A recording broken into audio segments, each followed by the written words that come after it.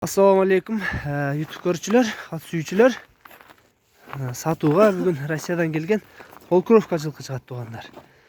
1,5 жашта экен, жаска буйруза 2 жаш экен, кыргызча айтканда жаска 2 жаш. Орлов менен Данчактын ортосунан чыккан экен туугандар. Көрүңүздөр.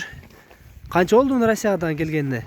Бул бир 6 айдай болуп калган келген. 6 айдан бери ушу колду экен. Биздин погодага көнүп калыптыр да азыр, адаптация болуп. Ооруган жерлери жок, ден соолугу мыктыбы? Бер бастырып койчу. Азыр көрөбүз туугандар. Узун моюн 11 деген табырозу бар экен алдыңкы колунда. Сору жактарын көргүлө. Чатка аяк буттарында бая шишиктери жокпу, буалары? Тазабы? Жаныбар.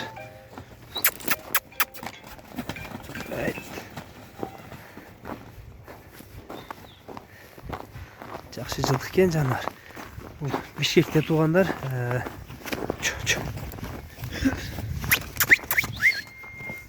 Bunun bazın kança деп айтабыз?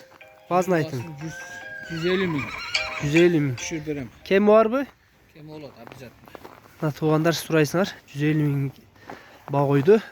Кеми бар экен. Буттарындагы көрсөтүп кой. Бойлору 1.55 керек да. 1.55 керек бою, Жаныбар.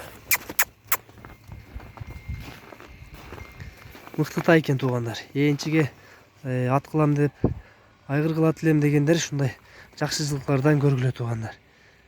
Биз баазын айтып бердик, дарегин айттык. Номерлерине байланышка чыгасыңар. Жетишсиз болгон маалыматтарды дагы тактап, аттын ээсинен сурап тактайсыңар туугандар. Туяктарында бир жакындатып көрсөтүп коюн. Таза экен, шишиктери жок. Образы